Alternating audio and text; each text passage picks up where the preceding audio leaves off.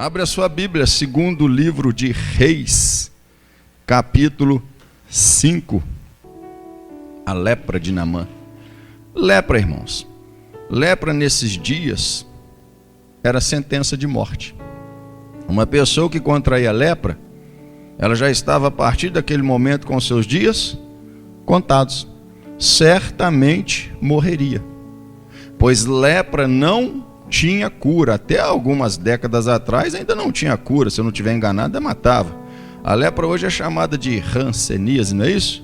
Já tem tratamento. Mas nessa época, contrair lepra era estar debaixo de uma sentença de morte.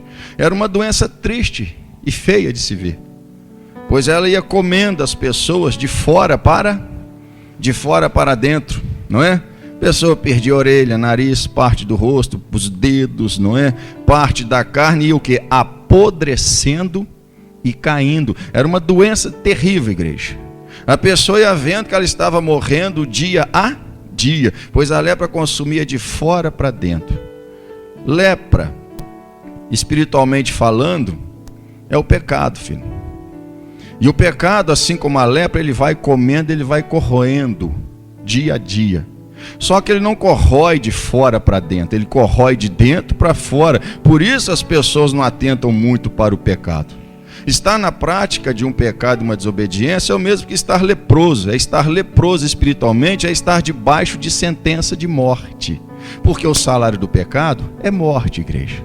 Assim como a lepra consome a carne, o pecado vai consumindo o coração, a mente, os pensamentos, vai consumindo por dentro até levar a óbito, sim. Espiritualmente a pessoa já está morta. Se esse pecado, essa lepra espiritual que é o pecado, não for tratado, o resultado vai ser morte. Então nós vamos falar de Naamã, um grande chefe de exército que tinha lepra. Veja aí, capítulo 5, versículo 1.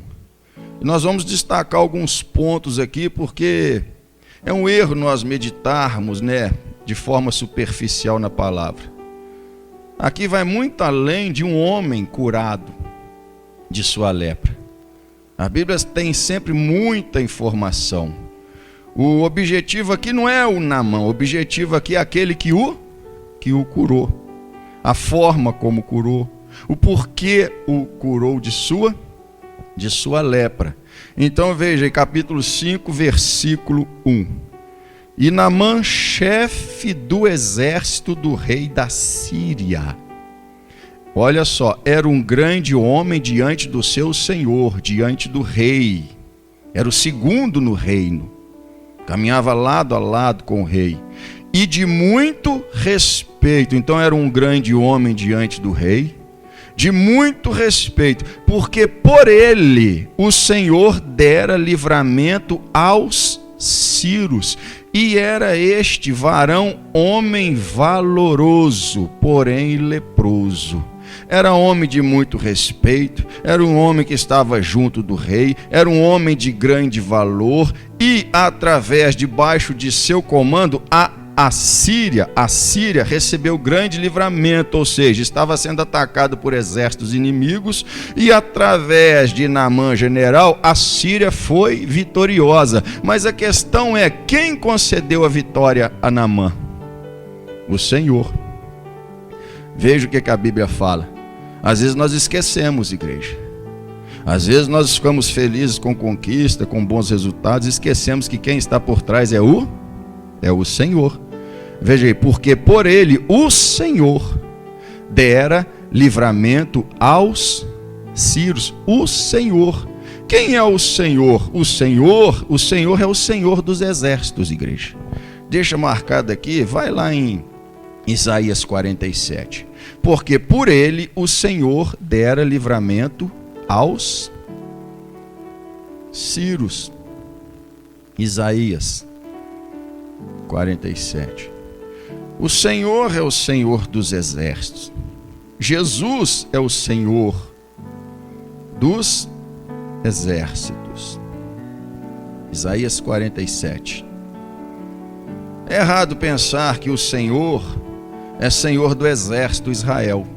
O Senhor, ele é Senhor dos exércitos, de todos os exércitos da terra, todos os exércitos sempre estiveram sob o comando do Senhor. Ele concede vitória a quem Ele quer, Ele concede derrota a quem Ele quer. É assim que funciona, igreja. É assim que funciona. Deus, Ele tem o completo governo e domínio de todas as coisas. Apesar do homem não pensar que é assim, que é por sua força, por sua capacidade, por sorte, não é? Por sorte, por ter agido na hora certa. Não, Deus está por trás de tudo. Não acontece nada sem permissão do Senhor. Não cai a folha de uma árvore, não cai uma ave do céu, se não for permissão do Senhor. Veja versículo 4. O nome do nosso Redentor. Quem é nosso Redentor? Jesus. Quem veio nos redimir a humanidade do pecado? Jesus. Mas o Redentor não surgiu há 2000 anos atrás. O Redentor sempre existiu. Olha o que Isaías fala. O nome do nosso Redentor é o Senhor dos exércitos. O Santo de Israel. O nosso Redentor sempre existiu. Um dia ele assumiu a forma humana e recebeu o nome de Jesus. Mas o nosso Redentor Jesus, Ele é também chamado de Senhor dos exércitos, e Ele sempre existiu. Ele é Redentor, Ele é Criador, Ele é Jesus. O Redentor, há 2000 anos atrás, assumiu a forma de homem, e Deus lhe deu o nome de Jesus, o nome pelo qual todo joelho se dobrará e toda língua confessará que Jesus Cristo é o Senhor. Filipenses fala que Jesus, sendo na forma de Deus, não usurpou ser igual a Deus, mas aniquilou-se a si mesmo, assumindo a forma de servo, fazendo-se semelhante aos homens. E estando na forma de homem, humilhou-se a si mesmo, sendo fiel a Deus, sendo fiel até a morte, e morte de cruz, pelo que Deus o exaltou sobremaneira e deu-lhe um nome que é sobre todo nome, e ao nome de Jesus todo joelho se dobre e toda língua confesse que Jesus Cristo é o Senhor, Redentor, Criador. Sempre existiu. Deus quis que fosse assim. Antes de fundar os mundos, Deus já havia planejado que seria dessa forma: um Redentor, o seu Filho, a segunda pessoa da Trindade, o Deus Filho, assumiria a forma humana, receberia o nome de Jesus, e através desse nome, a Bíblia fala só a salvação através do nome de Jesus. Não há outro nome pelo qual alguém possa ser salvo, senão pelo nome de Jesus. Então o Redentor, que era chamado de Senhor dos Exércitos, que é chamado de a Palavra de Deus, que é chamado de Rei dos Reis, o nosso Redentor, há 2000 anos atrás, na forma humana, durante um tempo, recebeu o nome de Jesus. Nosso Senhor e Salvador Jesus Cristo, Redentor, Senhor dos Exércitos, Criador de todas as coisas. Tudo foi feito por Ele, para Ele, através dEle. Sem Ele, nada do que existe existiria. Então o Redentor sempre existiu, filho. Sempre existiu. O nome do nosso Redentor é o Senhor dos Exércitos, o Santo de Israel. Volta lá. Então o Redentor, o Santo de Israel, concedeu vitória a Naamã, igreja, ao exército da Síria. Nesse momento, a Síria era uma grande potência na terra, como um dia foi o Egito. Deus levantou o Egito como uma grande nação. Deus tem propósito para tudo. Para quê que Deus fez do Egito uma grande nação? E no momento em que o povo era afligido e saía para a libertação, o Egito era uma potente nação na terra. Deus fala: eu mesmo te levantei, Faraó. Eu mesmo fiz de você esse rei poderoso. Te dei um reino poderoso, uma terra poderosa, para em ti mostrar o meu poder. Eu te levantei, te exaltei e depois te abati. Diga glória a Deus. Eu, o Senhor, Senhor dos exércitos, que comanda, que reina sobre o mundo, sobre tudo e todos, sobre nossas vidas, apesar de muitos não atentar para isso. Então quem deu vitória? A vitória saiu da capacidade de Naamã? Não, Deus fez dele vitorioso. Deus fez dele vitorioso, Deus fez dele valoroso. Então, o primeiro ponto, o Senhor é Senhor dos exércitos. O segundo ponto para observarmos, o Senhor concedeu a Naamã a vitória, a honra e o valor. Olha lá 1 Samuel 2. O Senhor concedeu. É um outro ponto que devemos observar, igreja, senão nós esquecemos. Senão nós começamos a achar que estamos ficando inteligentes demais, que estamos ficando mais espertos, mais ativos, experientes demais, e por isso estamos conseguindo melhores resultados. Estamos nos esforçando mais e por isso as coisas estão dando certo. Dessa vez não, filho. Maldito o homem que faz do seu braço a sua força, que acha que é a sua força, que é o seu braço a sua capacidade. Então o Senhor concedeu a Naamã vitória. Naamã tornou-se vitorioso porque Deus lhe deu vitória. Naamã tornou-se homem de valor porque Deus lhe fez valoroso. Naamã era honrado porque Deus lhe concedeu que fosse honrado. Olha o que o Espírito Santo fala. Achou 1 Samuel? Capítulo 2. Quem achou, diga graças a Deus. Versículo 6. Nós não podemos esquecer dessas revelações, dessas verdades bíblicas, igreja. O Senhor é o que tira a vida. Está vendo?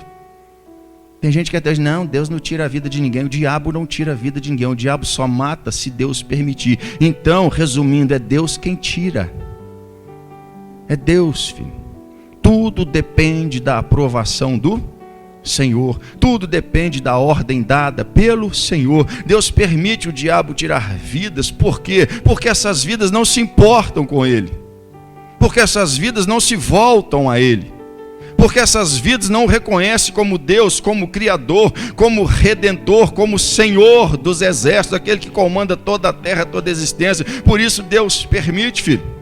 Deus é bom, mas as pessoas não querem a bondade de Deus. Deus deu a sua palavra, mas as pessoas não fazem caso da palavra dele. Então é o Senhor, nós não podemos esquecer, igreja. É o Senhor. O Senhor é o que tira a vida e a dá. É o Senhor. Faz descer a sepultura e faz tornar a subir dela, diga glória a Deus. O Senhor, o Todo-Poderoso. E olha, o Senhor Deus, Deus Pai. Nosso Deus é trino. Aqui o Senhor, tudo com letra maiúscula, está vendo? Está se referindo ao Deus Pai. Senhor, só com a primeira letra maiúscula, se refere ao Deus Filho, Jesus Cristo. Amém, igreja? Senhor, com a primeira letra minúscula, é um comandante, alguma autoridade na terra. O Senhor é o que tira a vida e a dá, faz descer a sepultura e faz tornar a subir a ela. Não esqueça que Jesus diz, eu e o Pai somos um. Mas são duas pessoas distintas, sim, mas é um único Deus. Não tente entender, apenas creia como a palavra ensina. O Senhor empobrece. Olha, o Senhor empobrece. Tá bom, igreja? O Senhor empobrece. Não é acaso, não é má sorte, não é fatalidade, é o Senhor. Por que o Senhor empobrece? As pessoas não dão a Ele a devida honra, o devido reconhecimento? Jó deixou bem claro. O Senhor dá, Deus tira. Deus enriqueceu Jó e em poucas horas o empobreceu e tornou ele o homem mais miserável da terra. Sim ou não? Depois o enriqueceu de novo, porque ele soube se portar naquela tempestade sem murmurar, sem atribuir culpa a Deus, sem se desviar. Aí Deus o enriqueceu de novo. Diga glória a Deus. Tem crente que até hoje acha que é má sorte, boa sorte. Foi por pouco. Foi por pouco não. O Senhor está no comando. Mas foi porque eu fiz isso. O Senhor está no comando. A gente colhe o que planta, igreja. Deus se encarrega de fazer cada um de nós colhermos aquilo que nós plantamos. Deus se encarrega disso. O Senhor empobrece e enriquece, abaixa e também exalta. Quando Deus quer abaixar alguém, meu filho, não adianta o mundo inteiro, as pessoas inteiras querer exaltá-lo. Quando Deus decide abaixar, Deus vai abaixar. Mas quando Deus decide exaltar, não importa o mundo se levantar contra essa pessoa, Deus vai exaltá-lo. Diga glória a Deus, porque Ele empobrece, Ele enriquece, Ele abaixa, Ele exalta, Ele dá a vida, Ele tira a vida, Ele é Senhor. A Bíblia fala Senhor dos senhores. Amém? Então o Senhor é quem concedeu. Às vezes a gente foca muito na cura, no milagre de Naamã, mas nós não vemos, não é? Outras coisas por trás. Senhor dos senhores, Senhor dos exércitos. Ele era valoroso porque Deus lhe deu valor. Ele era honrado porque Deus lhe deu honra. Amém? Vamos de novo. E Naamã, chefe do exército do rei da Síria, era um grande homem diante do seu senhor. Está vendo? Senhor, letra minúscula, o rei da Síria. E de muito respeito, porque por ele o Senhor dera livramento aos sírios. E era este varão homem valoroso, porém leproso. Porém leproso. Tanto valor, tanta honra, tanta conquista, tanta autoridade, tanta glória, sim, não podia viver uma vida plena, não podia usufruir da honra, porque tinha que ficar escondido em casa por causa da sua lepra, tinha que se esconder dentro da sua armadura. Tanta honra, tanta glória, tanto poder, tanta autoridade, tanto valor, tanta vitória, tanta prosperidade, porque o homem desse é muito próspero, e não podia usufruir plenamente de tanta dádiva. Deus dá dádiva, mas também a dádiva, poder usufruir das dádivas que Deus dá. Usufruir, comer do fruto do trabalho, está escrito na Bíblia, é dom de Deus. Deus dá o dom de trabalhar, Deus dá o dom de conquistar o fruto do trabalho, mas para comê-lo, para gozar do fruto do trabalho, também é preciso que Deus dê o dom. É dom. Ele tinha honra, tinha riqueza, tinha glória, tinha exaltação, tinha tudo isso, mas não tinha o dom de usufruir dessas coisas, porque a lepra não o deixava, igreja. A lepra o impedia de usufruir da honra, usufruir do prestígio, usufruir do valor, usufruir das riquezas conquistadas. A lepra o impedia de ter uma vida plena. Você está entendendo, igreja? Romanos 12. A lepra o impedia de viver uma vida plena. O que adianta ter e não conseguir usufruir e desfrutar? Romanos 12. Está vendo como que tem relação conosco? O pecado impede você de usufruir de tudo aquilo que Jesus conquistou na cruz, igreja. A vida abundante. Pecado, a lepra espiritual, impede o crente de comer o melhor dessa terra. Impede o crente de usufruir de plena saúde, plena prosperidade. Naamã tinha tudo, sim, mas a lepra o impedia de ter uma vida plena. Deus já nos abençoou de todas as formas, a Bíblia fala, nos lugares celestiais em Cristo Jesus, mas o pecado impede o crente de usufruir de todas as bênçãos que Deus já concedeu. Pecado, filho, impede o crente de ter a vida plena, de ter a vida abundante. Pecado. E pecado é pecado, igreja. Pecadinho, pecadão é a mesma coisa. Desobediênciazinha, desobediênciazona. Essa palavra não existe, né? Mas você está entendendo. É desobediência. Pecar, errar o alvo, transgredir, lançar para trás das costas um mandamento, um preceito, uma palavra do Senhor. Errou o alvo, está leproso, e aí não vai comer do bem dessa terra. Romanos 12, versículo 2. E não vos conformeis com este mundo. Não vos conformeis. Não é apenas, eu não me conformo com as coisas que se faz lá fora. Não é apenas isso, é não estar em conformidade com as coisas que se faz lá fora. Nós temos um mundo que jaz no maligno e o reino dos céus, que é onde estamos nele.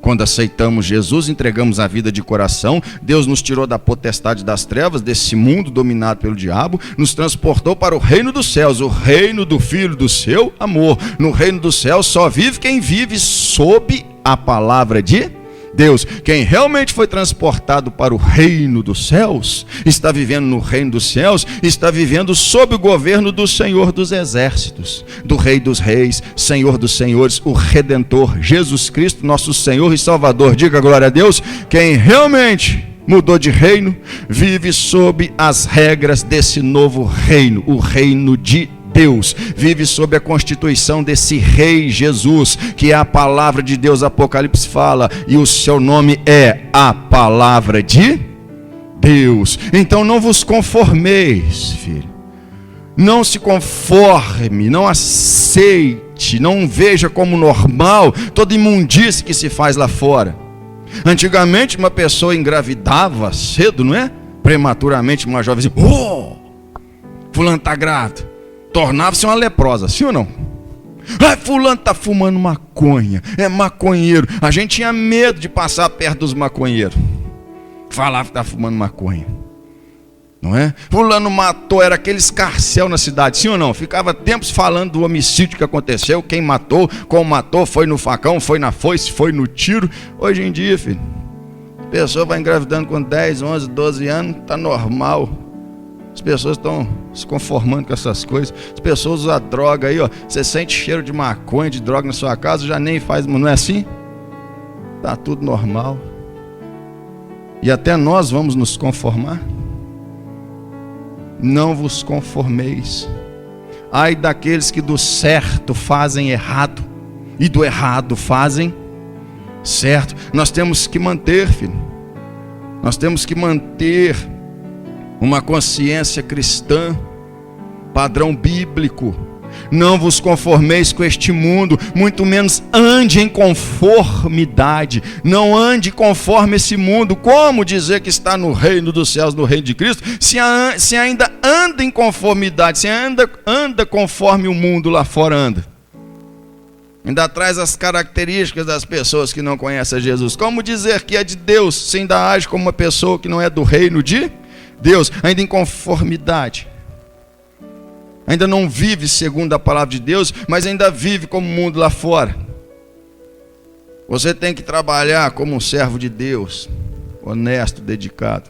Tem que namorar como um servo, uma serva de Deus. Tem que ser um marido servo de Deus, uma esposa servo de Deus. Diga glória a Deus. Tem que ser uma pessoa serva de Deus, trazendo o caráter cristão que você tem aprendido. E não imitando mais, fazendo as coisas, levando a vida como se leva lá fora, como levávamos antes de conhecer a verdade. Não vos conformeis com este mundo, mas transformai-vos, está vendo? Transformai-vos, é você quem decide se vai se transformar em uma pessoa melhor ou não. Se vai se transformar em uma verdadeira pessoa de Cristo ou não. Se vai se transformar em um verdadeiro cristão ou não. É você que escolhe, filho. Se vai deixar de andar em conformidade com o mundo e ser transformado pela renovação do vosso entendimento. Antes de conhecermos a nossa palavra, o entendimento que nós tínhamos era aquilo que herdávamos de nossos pais e avós, sim ou não? Fazíamos por imitação, vivíamos na idolatria, achávamos bonito embebedar, prostituir. Mas agora veio a renovação do nosso entendimento, filho, a palavra de Deus, a verdade. Então não vamos mais nos conformar com o que se faz lá fora, não vamos mais andar em conformidade com o mundo, as pessoas que estão no mundo, independente se é parente ou amigo de longa data, e vamos nos transformar pela palavra, pela renovação do nosso entendimento, a palavra que Deus plantou em nosso coração. Transformar a igreja. Isso é conversão, transformação. O caráter muda, a personalidade muda, o temperamento muda, a pessoa muda, o comportamento, tudo muda, o jeito de falar, de agir, de sentir, de olhar. Não vos conformeis com este mundo, mas transformai-vos pela renovação do vosso entendimento. Deus nos deu um novo entendimento, então vamos aplicá-lo e vamos ser transformados, para que experimenteis qual seja a agradável, qual seja a boa, agradável e perfeita vontade de Deus. Está entendendo, filho? Diga glória a Deus. Enquanto a lepra estiver presente, a lepra do pecado na sua vida, você não vai aproveitar a boa, a perfeita, agradável vontade de Deus. A vontade de Deus para mim e para você, ela é boa, ela é perfeita, ela é agradável. Mas para vivermos essa experiência, essa vida abundante, essa vida plena, temos que sair da conformidade com o mundo e sermos transformados, igreja. Você está entendendo por que muitos ainda não estão tendo uma vida plena? Tem a palavra, tem o Senhor, recebeu o dom da graça, o dom do Espírito, mas ainda não vive uma vida plena. Não é? Porque talvez ainda carrega alguma lepra dentro. Quer experimentar a boa, agradável, perfeita vontade de Deus? Não se conforme com esse mundo, não ande em conformidade com esse mundo e seja um cristão em constante transformação. Transformação tem que ser constante. A cada aprendizado você tem que transformar, eu tenho que me transformar, eu tenho que melhorar, você tem que melhorar. Diga glória a Deus. E aí vamos experimentar, igreja, a boa, a perfeita, a agradável vontade do Senhor. Olha que maravilha. Está ao nosso alcance. Não está fora do nosso alcance. Deus não está retendo. Nós somos o nosso maior adversário. O diabo não é o nosso maior adversário. Ele é adversário, mas nós somos o nosso maior adversário. Porque é nós que damos lugar ao diabo. Nós que decidimos não nos transformar pela revelação, igual hoje mais uma palavra sendo pregada. Deus está ensinando cada um de nós. Deus está tocando em pontos da vida de cada um de nós, sim ou não? Deus está mostrando onde está errado. Deus está mostrando onde devemos melhorar. Deus está mostrando o que devemos fazer, consertar, sim ou não? Quando aplicamos, estamos sendo transformados.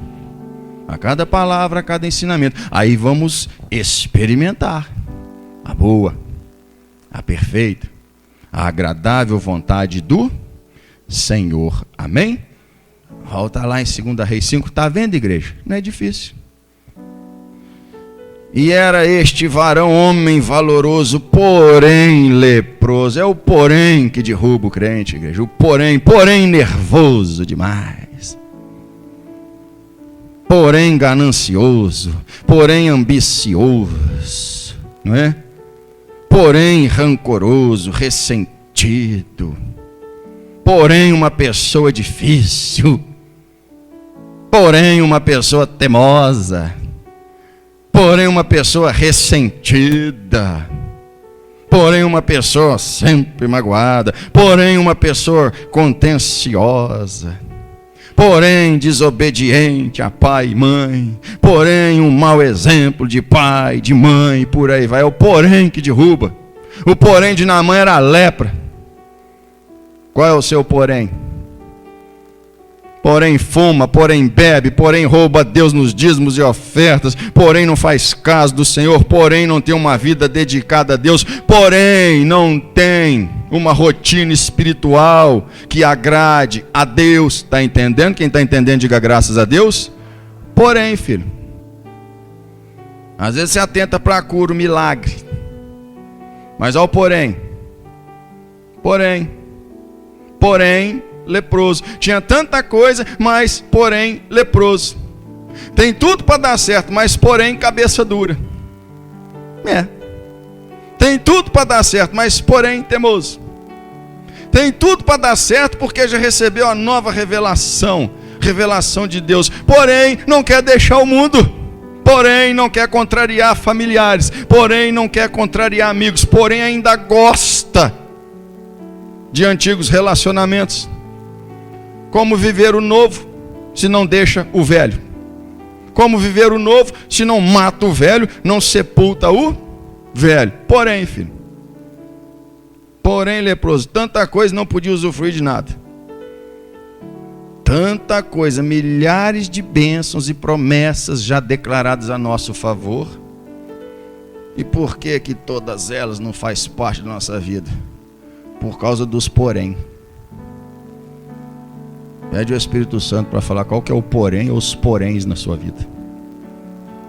Porém dentro de casa, porém no trabalho, porém na rua. Pede para o Espírito Santo falar qual o porém ou os poréns que você precisa tirar da sua vida. porém leproso. Tirou a lepra, ó. Tirou o pecado, tirou o porém, filho. Vida plena, vida abundante, boa, perfeita, agradável, vontade de Deus, você vai usufruir. Só tirar o porém. E fala a verdade, é difícil tirar esse porém? Difícil é passar a eternidade no inferno, igreja. Aí essas pessoas vão ver o que é difícil. E aí, tarde demais, vai falar, por que eu não tirei esse porém da minha vida? Por que eu carreguei esse porém minha vida inteira e morri com esse porém? Difícil é passar a eternidade no inferno. E saíram tropas da Síria e da terra de Israel, levaram presa uma menina, está vendo? A Síria, Israel. O reino já estava dividido. O que dividiu o reino de Israel? O pecado, a prostituição. A idolatria fez com que Deus dividisse o reino em dois, do norte e do sul. Do norte manteve o nome de Israel, 10 tribos. Construiu Samaria para ser sua capital. Do sul, Jerusalém, capital. O reino passou a chamar de Judá. 2 tribos, Judá e Benjamim. E agora, essas 10 tribos, o reino do norte, se entregou à prostituição, fornicação, idolatria, bebedices, glutonarias, e Deus os entregou aos assírios. Essas 10 tribos foram dispersas na terra. Os teólogos chamam de as 10 tribos dispersas, desaparecidas. Sumiram. A Síria os pegou. E quem que fez isso? Deus. Quem exaltou a Síria? Os esparramou por toda a terra e trouxe gente de todos os povos e julgou dentro desse Israel. Misturou tudo. O povo não quis ser separado. Deus falou, então misturo vocês com o resto do mundo e misturo o mundo dentro de vocês. É isso que vocês querem? Não querem separação? Querem ser igual ao mundo? E o povo levado cativo para várias nações, inclusive a Síria. Não quer servir ao Senhor, vai servir aos homens, vai servir ao diabo. Não quer servir ao autor da vida, vai servir à morte. Questão de escolha, a moeda só tem 2 lados. Sim, sim, não, não. Moeda não tem 3 lados, a Bíblia não mostra uma terceira hipótese. É céu e inferno, purgatório não existe. Só se tem uma chance para se livrar do céu, do inferno e entrar no céu. E saíram tropas da Síria e da terra de Israel. Levaram presa uma menina. Vocês já tentaram para essa menina, filho? Uma criança. 5 anos, 6 anos, 7 anos. Uma menina. Olha o papel de uma menina. Não foi aleatoriamente. Deus conhece, Deus sabe com quem Ele pode contar, quem Ele pode usar. Essa menina, Deus a incluiu em um plano, Deus a incluiu na palavra dEle, Deus a incluiu em um grande ensinamento para nós até nos dias de hoje. Uma menina. Muitas foram levadas cativas. Mas a Bíblia fala de uma menina específica, está vendo? Nós atentamos demais para Naamã, para Eliseu, para os 7 mergulhos no Jordão, para a arrogância, soberba de Naamã, mas deixamos escapar muitas coisas, né, igreja? Como já temos visto até agora, e ainda estamos no versículo 2. E saíram tropas da Síria e da terra de Israel, levaram presa uma menina, que ficou ao serviço da mulher de Naamã. Não é coincidência, coincidência não existe, igreja. Coincidência não existe, sempre falo isso com vocês, uma vida falando isso. Existem 2 forças, 2 poderes operando, o de Deus e o diabo. O diabo opera um poder que recebeu de Deus e Deus não o tirou e deixa usá-lo, mas ele usa segundo a vontade de Deus. A Bíblia é bem clara, para tocar em Jó ele precisou pedir permissão, para tentar peneirar Pedro ele precisou de permissão. 2 poderes atuando, o de Deus e o do diabo. Diabo que tem um poder dado por Deus, Deus nos tirou. Por que Deus não tirou o poder do diabo? Deus não pode ser ameaçado por nada, igreja. É diabo com poder ou sem poder. Onipotente é só o Senhor, diga glória a Deus. Ele, é com Ele que você tem que estar bem. É com Ele que você tem que estar bem, filho. Senhor dos senhores, Senhor dos exércitos, o seu Redentor. Ele um dia vai colocar você no céu. É Ele que você tem que temer, não é? Levaram presa uma menina que ficou ao serviço da mulher de Naamã. Deus colocou essa menina dentro da casa de Naamã. trabalhando para a mulher de Naamã. Imagine você, uma criança, uma menina, quantos anos? 8, 10, não importa. De repente vem um exército inimigo, matando, destruindo, tacando fogo na sua cidade, na sua casa. Talvez matou os pais, não sei, mas no mínimo ela foi separada dos pais, da família, dos coleguinhas e arrastada como escrava, andando a pé de Israel até na Síria. Sol escaldante, deserto, sede, fome, nudez, frio. E aí é julgada na casa do chefe, do que liderou a invasão. Eu não aguentava, tá vendo? Porém, não aguenta ofensa. Porém, não pode ser confrontado. Porém, não pode ser advertido. Porém, não pode ser corrigido. Porém, não pode tocar na lepra dele e dela. Não é? Porém, não leva desaforo para casa. Olha o porém aí. Por isso não está experimentando a boa, perfeita, agradável vontade do Senhor. Você consegue imaginar a situação dessa menina? Arrancada? Ainda tendo que ajudar a mulher do grande general Naamã? Hein? Consegue imaginar? Se coloque no lugar dela. Ficou ao serviço da mulher de Naamã. E disse esta, a sua senhora.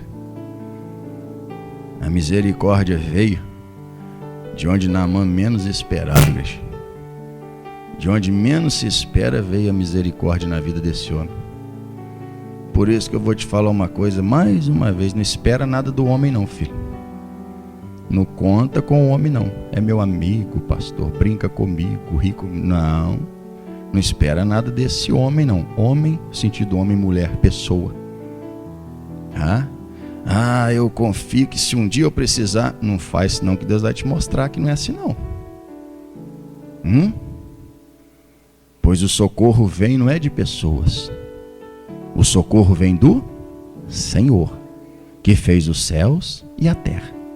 E Ele usa pessoas para socorrer, mas Ele vai usar quem Ele quiser. E a Bíblia mostra que sempre vem dos lugares das pessoas menos improváveis. Olha essa menina. Essa menina, quando olhou para Naamã, ela não odiou Naamã. Ela não viu um inimigo. Ela viu uma pessoa sem Deus. Diga glória a Deus. Ela viu uma pessoa sem luz, sem direção. Ela viu uma pessoa fazendo o que ela aprendeu a fazer desde que nasceu. É isso que temos que aprender, igreja. Nós éramos imundos, sujos lá fora. Aí nos convertemos, fomos limpos, conhecemos a palavra. Vamos ficar julgando quem está chegando, julgando quem está lá fora?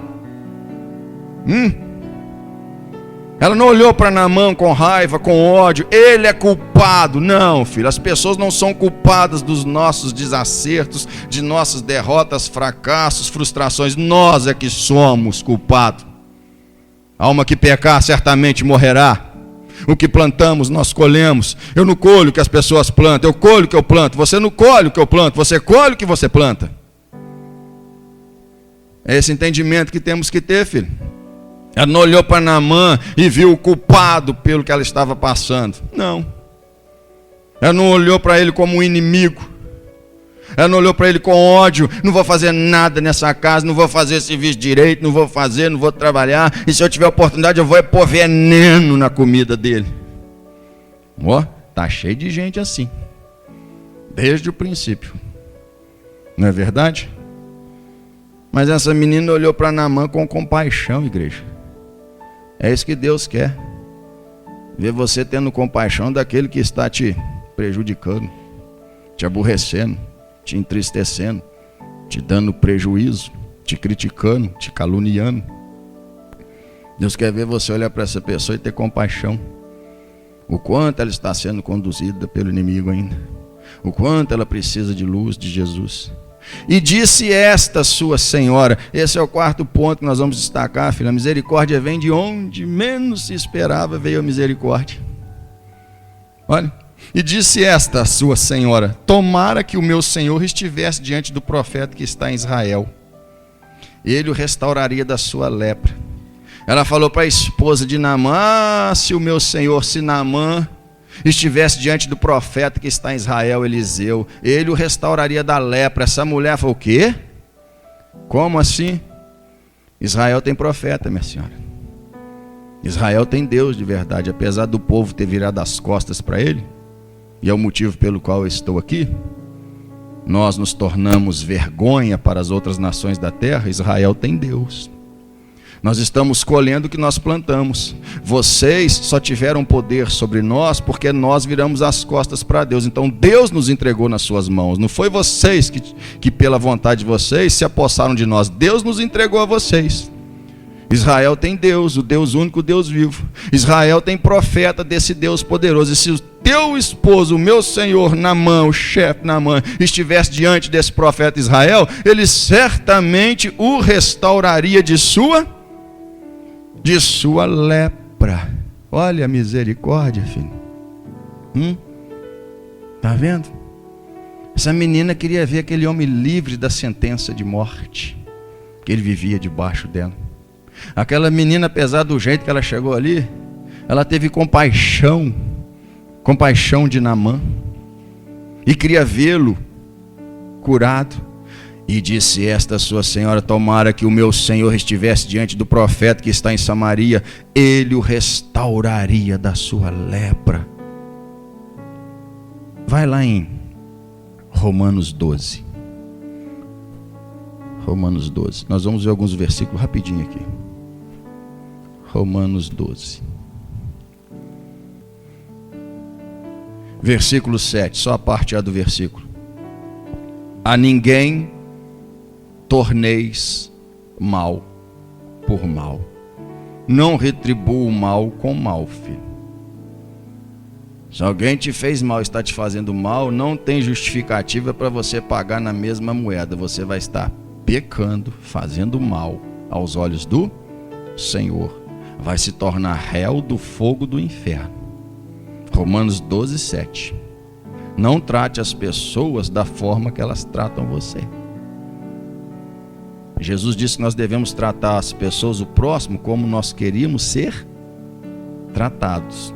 Como que você quer ser tratado? Como que você quer ser retribuído? Então, a ninguém torneis mal por mal. Essa menina não pagou o mal que foi feito a ela com mal. Ela pagou o mal com bem. Diga glória a Deus. Deus fala que quando você ajuda o teu inimigo, não que ele é seu inimigo, mas para ele você é inimigo dele. A Bíblia fala que quando você estende a mão àquele que não gosta de você, vamos dizer assim, que está te prejudicando de alguma forma, lhe dá alimento, lhe dá roupa, lhe dá seja lá o que for, a Bíblia diz que você está amontoando brasas vivas sobre a sua cabeça. Diga glória a Deus. Está vendo o porquê de não experimentar a boa, perfeita e vontade agradável de Deus? A ninguém torneis mal por mal. Não justifica você fazer mal, você ficar com raiva de quem está com raiva de você. Não justifica você guardar rancor, ressentimento de quem te fez mal, de quem te prejudicou. Não justifica, porque a Bíblia fala: ninguém torneis mal por mal. Volta um pouquinho em Mateus 6. Te ofenderam, te prejudicaram, te causaram um dano, um prejuízo material, emocional. O que é que você faz? Quando alguém de alguma forma te ofendeu, te feriu fisicamente, espiritualmente, emocionalmente, materialmente. Versículo 15: se porém não perdoardes aos homens as suas ofensas, aquele que te ofende, o que é que você tem que fazer? Perdoar, filho. Perdoar. Não pagar mal por mal. Porque se não perdoardes aos homens as suas ofensas, também vosso Pai vos não perdoará as vossas ofensas. É difícil para mim perdoar. Não é difícil para Deus perdoar, mas Ele não vai perdoar. Se você não perdoar uma ofensa feita a você, Deus não vai perdoar as ofensas que você fizer a Ele. Deus não vai perdoar os tropeços, as desobediências. Mateus 18. Perdoar é uma escolha, você escolhe perdoar ou não. Se você perdoar, Deus te perdoa, a vida segue em paz.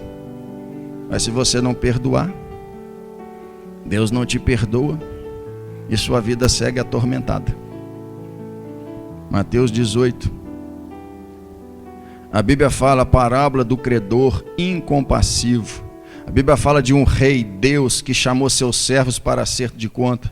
E tinha um servo que devia 10.000 talentos de prata. Eu anotei aqui 10.000 talentos. Se fosse prata, seria 120 milhões de dólares. Se fosse 10.000 talentos de ouro, seria 8,5 bilhões de dólares. Então Jesus está querendo dizer aqui que esse servo do Senhor, do Rei de Deus, tinha uma dívida impagável. A nossa dívida, filho, a nossa ofensa é impagável. Por isso que Jesus veio, para pagar uma dívida que para nós seria impagável. E aí Deus mandou, o rei mandou que este homem, sua esposa e filhos fossem vendidos como escravo. Então esse servo começou a suplicar a misericórdia, o perdão da dívida, e a Bíblia fala que o rei perdoou essa dívida impagável.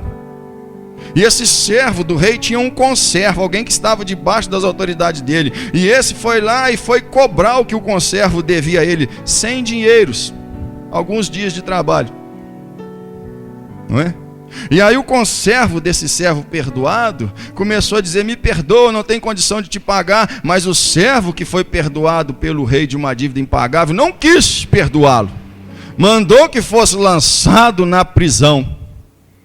E aí isso chegou aos ouvidos do rei: meu filho, não há nada encoberto que não há de ser revelado. Vai vir à tona quando Deus disser que vai vir à tona. O caso, vai vir a causa, vai vir o fato, vai vir o acontecimento, vai vir à tona. Porque não há nada encoberto que não há de ser revelado. E é bom que seja revelado aqui, porque aí as pessoas têm a oportunidade de se consertar. E aí chegou o conhecimento do rei. O rei falou: eu perdoei uma dívida impagável. Ele não perdoa essa pequena dívida do seu conservo? Traz ele aqui. Versículo 34. E indignado o seu senhor, Deus fica indignado, filho, quando uma pessoa acha difícil demais perdoar, reconciliar. Eu não vou procurar, eu não vou atrás, eu perdoo, mas ela lá, eu aqui. Perdoa nada. Tem gente que diz que perdoa, mas fica remoendo, fica sempre lembrando, não é verdade? Indignado o seu senhor o entregou aos atormentadores. Muitas pessoas têm uma vida atormentada, filho, porque não consegue perdoar, não consegue esquecer, e por isso não segue em frente. Está preso com cadeias, não consegue, é raiva, é mágoa, é ressentimento. Isso tudo se torna uma raiz de amargura. Muita gente está atormentado porque não consegue perdoar. O rei mandou chamar, falou: te perdoei uma dívida impagável, você não fez o mesmo com o seu próximo? O entregou aos atormentadores até que pagasse tudo o que devia. As pessoas são atormentadas em várias áreas da vida porque é ressentido demais, rancoroso demais, raivoso demais. Assim vos fará também meu Pai Celestial, se do coração não perdoardes cada um a seu irmão as suas ofensas. Provérbios 17.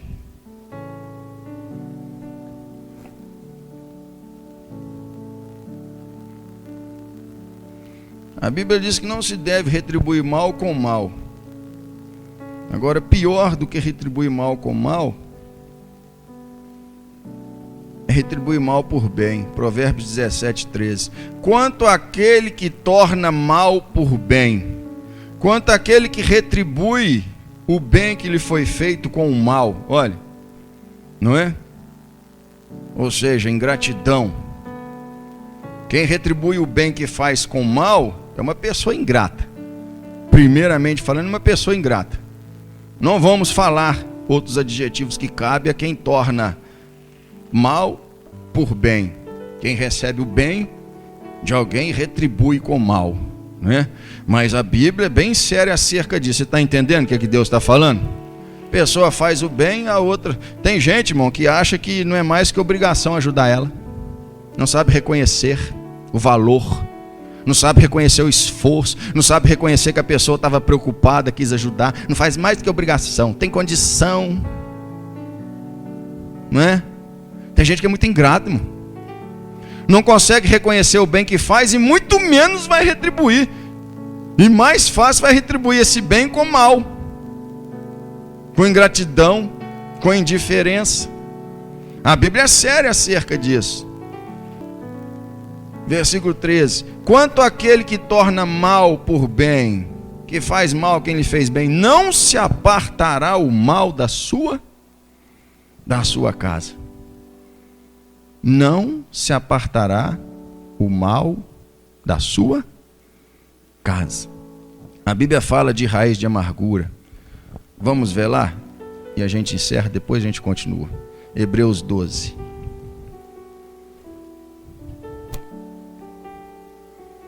Nós queremos o nosso exterior funcionando bem, mas o nosso interior, se não estiver tratado, nada em nosso exterior vai fluir bem, porque a obra começa de dentro para fora e não de fora para dentro. As pessoas querem Deus transformando tudo ao seu redor, vida financeira, social, sonhos, projetos, saúde, vida sentimental, mas nunca é transformada pela renovação do vosso entendimento aqui dentro. Quer experimentar a boa, perfeita, agradável do Senhor, mas nunca se torna uma pessoa diferente, uma pessoa segundo a palavra de Deus. Essa menina, filha, não guardou mágoa, ela não guardou ressentimento, ela não ficou com raiva. Se você ficar alimentando esse tipo de sentimento infernal, que isso é alimentado pelo inferno, isso vira uma amargura dentro de você. Isso aí tem que ser arrancado pela raiz, filho. Tem gente que diz que perdoa, mas não perdoa nada, porque está sempre lembrando, sempre julgando na cara, não é assim? Que fala? Perdoa nada. Só cortou superficialmente, a raiz está lá. Pecado, lepra, tem que ser arrancado com raiz de tudo. Hebreus 12. Versículo 15: tendo cuidado de que ninguém se prive da graça de Deus, e de que nenhuma raiz de amargura, está vendo? Brotando vos perturbe. Se não arrancar com raiz, é só uma questão de tempo, filho. Satanás vai regar essa raiz. É só uma questão de tempo, ela vai brotar, está ali dentro, você não tirou, você vai liberar uma palavra, uma atitude, alguma coisa do inferno, por causa dessa raiz de amargura. Brotando vos perturbe. Aí mais uma vez vai vir perturbação sobre a sua vida. E as pessoas ficam perguntando por que está dando errado, por que tanta perturbação. Hoje tivemos várias respostas, igreja, acerca de muitas coisas, sim ou não? Ninguém se prive da graça de Deus, acaba se privando da graça de Deus. E de que nenhuma raiz de amargura brotando vos perturbe, e por ela muitos se contaminem. Tem que arrancar pela raiz, igreja. O pecado tem que ser tratado assim, arrancado pela raiz. Amém, povo de Deus? Volta lá, nós vamos encerrar, depois nós continuamos. E disse essa sua senhora: tomara que o meu senhor estivesse diante do profeta que está em Samaria, ele o restauraria da sua lepra. Então entrou Naamã e o notificou seu senhor, dizendo: assim falou a menina que é da terra de Israel. Sabe um ponto em destaque, filho? A esposa de Naamã deu crédito à palavra da menina. Naamã deu crédito à palavra da menina. Nós sabemos que Naamã foi curado. No próximo culto nós vamos ver o processo da cura dele. Mas por que Naamã foi curado? Porque ele deu crédito a uma palavra de esperança. Diga glória a Deus. A menina falou com a esposa. A esposa foi e transmitiu o recado, ele acreditou. Palavra de Deus entra no coração, filho, ela bate na porta do coração. Só não recebe quem não quer. Quando ele ouviu aquela palavra, ele deu crédito. Ele foi até o rei, falou: a menina que é de Israel, que está lá em casa trabalhando, falou isso, me deixa eu ir lá, meu rei. O rei também deu crédito, diga glória a Deus. O rei proveu Naamã com uma comitiva e tudo que precisasse, falou: vai até lá, meu filho. Crédito, filho. É um ponto que temos que destacar. Naamã foi curado da lepra porque deu crédito a uma palavra de esperança. Toda palavra de Deus é palavra de esperança, filho. Tem gente que não entende que repreensão é esperança. Nós precisamos ser repreendidos para nos consertarmos e aproveitarmos, experimentarmos a boa, perfeita, agradável do Senhor. Toda palavra, seja de motivação, seja de repreensão, seja o que for, é palavra de esperança. Deus está dando porque quer nos dar dias melhores, filho. Quer nos abençoar. As pessoas às vezes acham duro demais esse discurso. Como alguns discípulos falaram para Jesus, viraram as costas e foram embora. Estevão falando palavra de esperanças, muitos estavam rangendo os dentes. Naamã, quando ouviu, deu crédito, filho. Por isso ele foi restaurado da sua lepra, porque ele deu crédito a uma palavra de esperança. Ele acreditou. Quem deu crédito à nossa pregação? Tudo que você ouve pela palavra de Deus, você tem dado crédito. Toda a palavra de Deus é digna de crédito, ela mesma diz isso, filho. A palavra de Deus é palavra de esperança. Esperança de dias melhores, esperança de céu, esperança de salvação. Guarda essa palavra no seu coração, filho. Pede ao Espírito Santo para ver os poréns, te mostrar os poréns na sua vida, para você experimentar a boa, perfeita, agradável vontade do Senhor, para sair desse tormento que pode estar a sua vida. Deus ensinou, filho. Deus deu palavra de esperança para termos dias melhores, dias de paz, dias de prosperidade, dias de exaltação. Amém, igreja? Diga graças a Deus. Dê um louvor de palmas ao Senhor nosso Deus. Amém? Glória a Deus.